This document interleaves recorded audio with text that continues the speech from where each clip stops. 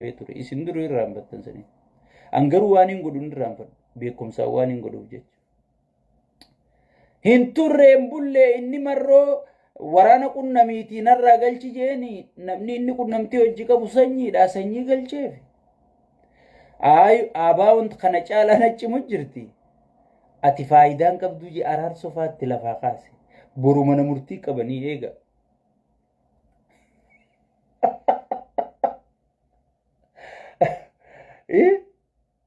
meena dhiirti jecha fiitiif duuti jetti oromoon hogii mammaayitu namichi hummee wohuma je'e tan inni hujirra oolchinaa himaame jaarsa mararaa guddinaa faallee walitti aarse paartii kokeet jaaniin amma dheengadda iyyeeti cee paartii kokeessanii wajjiin ibsa baase waan godhu wallaale yaa boodhiifama naa godhaan akkanan seen namni dubbiin siistamni qaallicha kanaa sirri galeef mararaa guddinaa qofa mararaan taayoo bodaawid dubbiin kun baay'ee sinoofu jeetuma usiyaarsee dunaa soo obodaawid kiyya dhaqanii lipitti jaani kun amma boru marroon faan galuu dinna aabaawon ballanna maal naa gootaan duraanuu jara kana na harka galchi jee marroo kophaan bisi jechuufiin akkana siin jee jeeti jaarsa aree kun amma boru mana murtii wajji qaban araarsoo duraan namni hundi silkii jalaa kaasuu didee yaa ijoollee teenya waanatti ergaa jee biyya alaa sanaa waatti bu'uuf hunoo makiinaan dhufanii fuudhaniiti aboo isaan na deemtan mana murtii deemta kaa maali daawwit ibsaa akkasas takaa jee ani mangudduma teenya tana hoggii nuti itti waywaan aboo nuutuu kasaarreen kasaarinaa aboo namni akka keenyaa ni jira badhaasa qabnaa barsila yaa jara keenya nu dhaqee gubatee namichi kijibaa waa takka wanni inni hujirra oolchuun jiru isiniif dalagu jira malee isinirra dalagu jira malee isinii dalagaan jiru waadaan abiyyiitii fi dhuufuun loonii takka bu'aan qabdu dhuufuun looniitis ajaan qabdu waadaan isaatis bakkan qabdu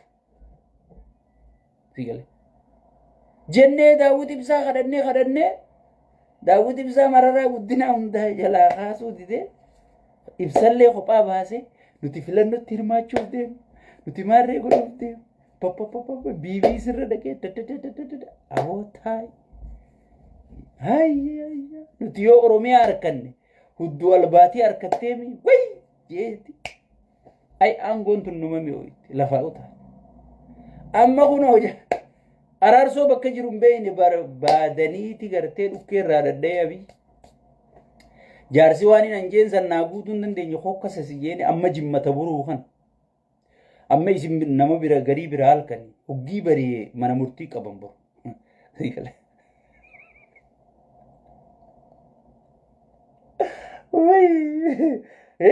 nama keenya kanatti faarsee bulaas akkanumattiin itti iyyaan faarsee bulaani karaan kee haruma daawwii kana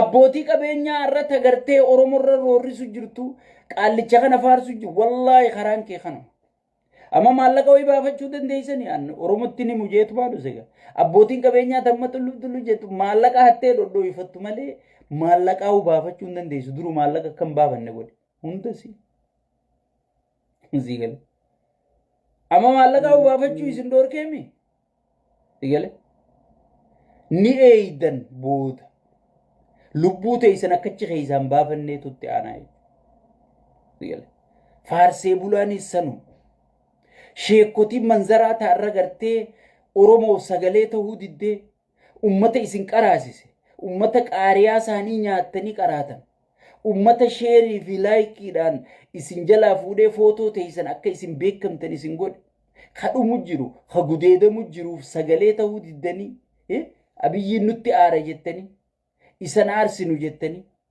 isaaf jecha arra ummata keessanii sagalee ta'uu didda wallaahi ammaa isin diigu jiraami duru garee Ahmaddiin Jabalii fi garee muftii jeemmaa garee lama uumeemi isinitti sigale ni eeydan dhumatee isan akka inni isin godhu ta'a xaaqatumaan kuttan sigale achii booda isinitti iyyuu turree ummata oromotti illee harka kennachuu hin dandeessanii jechuudha ummata muslimatti illee harka kennachuun ni ulfaatti jechuudha. Maaliif guyyaa ummanni gudeedamne jetteerre guyyaa ummanni ajjeefamuun ajjeefamne jetteeni koriidarii irra faarsitire dirgimbillichi irra faarsitire saniifu ifee gadda isinuma waywaannaa ifee gadda please jaawar maamma ka kursi jala qabna jeegale kaangas takka dhageeyti qabu kaagas takka fudhatama qabu kaagas takka oromoo tana kompiitara tokkichaan buqqisee biyya san jijjiire kitaaba tokko eebbifachuu dhoorkee kitaaba isaa imbaasiin jalaa hachisiise biyya galchee koppii gurguree jedhu akka namni orjinaala kitaaba isaan bitan aboo namni kun nama gaafaanaan dhageeytiin qabne gaafanarra humna qabu gaafa qeeroo harkaa qabu gaafa biyya harkaa qabu yaaboo nama gartee mee oromootu qabate jaaniiti ni laalla jedhee gartee waan ifiitti laffa dabarsee naa kenne yaaboo namni kun kitaabuma kana haa gurguratuun isa bira hin jirtu sigala namni inni irratti xiyyeeffatu farasti nama isaaf gatii kafale ani tana firrattiin arge himina himaan jiru firrattiin arge seenaa dubbachaan jiru firrattiin arge arra diinni tokkoffaan biyya sanii nuyi qabsaa'onni tokkoffaan warra dheengadda asitti gartee taa'uu fi ka'uu nu dhorkisan qabsaa'onni amma isa biratti digale bir namni waan dabarteef wal kabajaa barbaadu yoo arra walitti aaranillee osoo namummaa qabaate waan dabarteef wal kabajaa digale so saniifu ummanni oromoo hin shawwadaminaa baharri sii deebuun jiru sigalee bahara qiyaamaa sitti as deemu jira bahara sitti as deemu jiruuf jaarmaya kee ijaaraminsa kee jabeessi namichi kun akka dhufetti wanni inni diige tokkummaa oromooti baale dhaqee afaan baalee je wallagga dhaqee afaan wallaggaa je harargee dhaqee rabbii harargee je mee harargee rabbi kopha qabdi rabbi sodaatu shawaa dhufeeti gartee mootummaa shawaa jaa mee wanni shawaan harkattee nuti dhabne maali namni qixa shawaa buqqa'u jiru ni jira namni qixa shawaa gudeedamu jiru ni jira namni qixa shawaa qabeenyi isaa saamamu jiru ni jira namni qixa shawaa yaa rabbi maanu uumte jechuu jiru ni jira hin jiru jechuu hin jiru saniifu qaallichi gartee nama dubbiin galtee fi gartee shorti mimoorii isiniin jee maqaa isin baafate dhukkee isin godhu jiru jechuudha.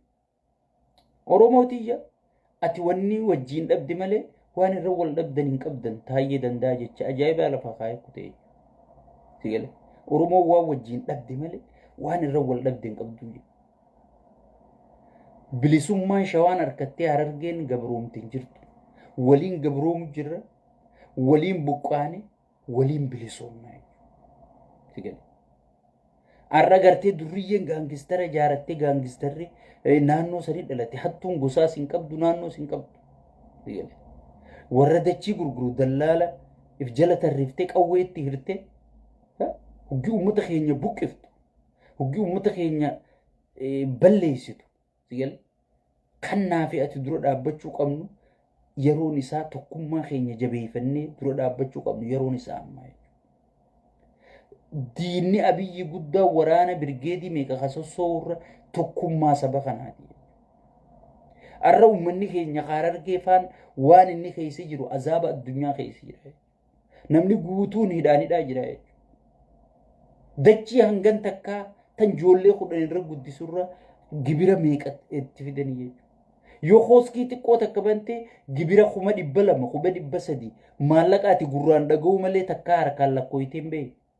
Yoo manaama fa'a lakkooyiteen beeku malee zaahiraan akka lakkooyiteen beekni kana gibira ijatiyyaan aman qarshii 30 moo 300 jee qarshii 300 moo 30 jee haga namni amanuu dadhabutti.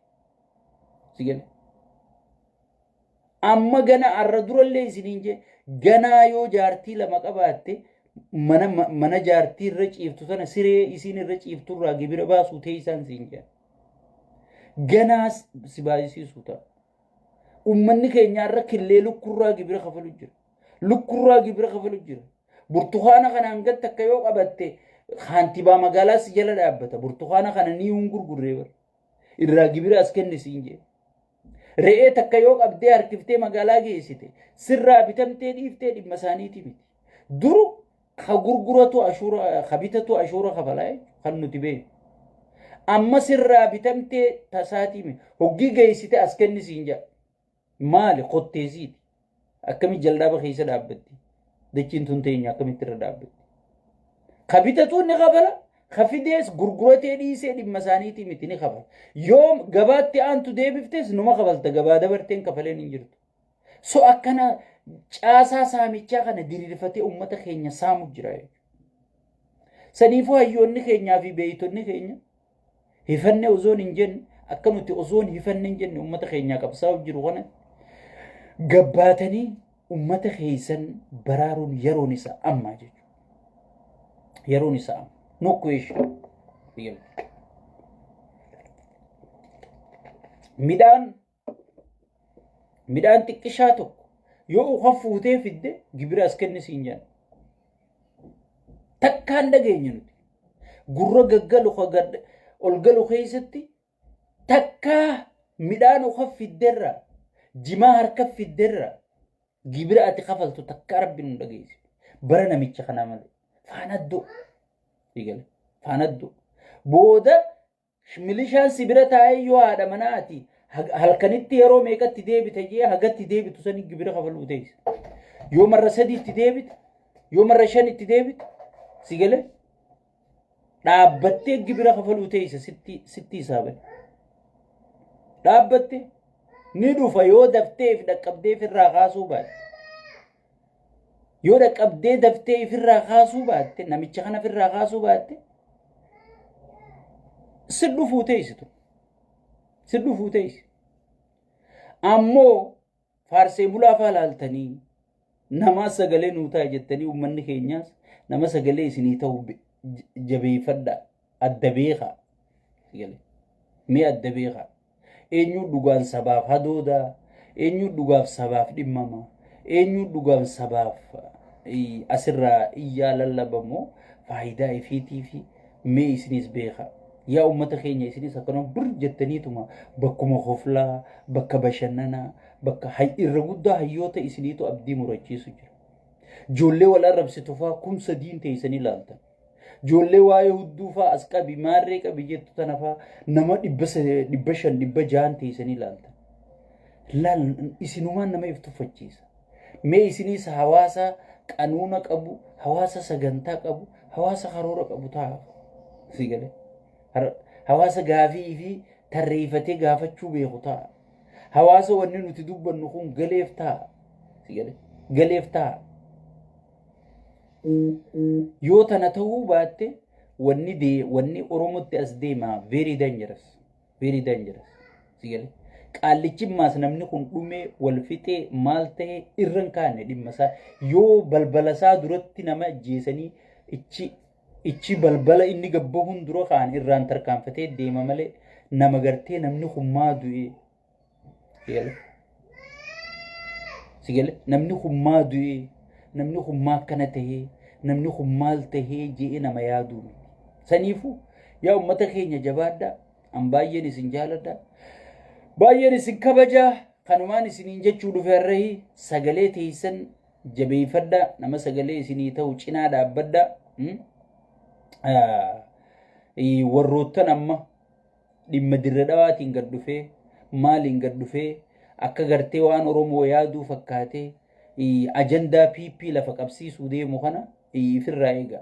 Gaafiin Oromoo takka takkaan lakkaawamteeti akka kitaaba Quraanaa lafa taa'u jirti. Namni gaafii Oromoo deebisuu dadhabe barbaade. Dirra dhawaan dura akkana turteen deebiin hin kennamtu. Dirra dhawaan ta Oromooti jedhanii jala muranii Oromoof deebii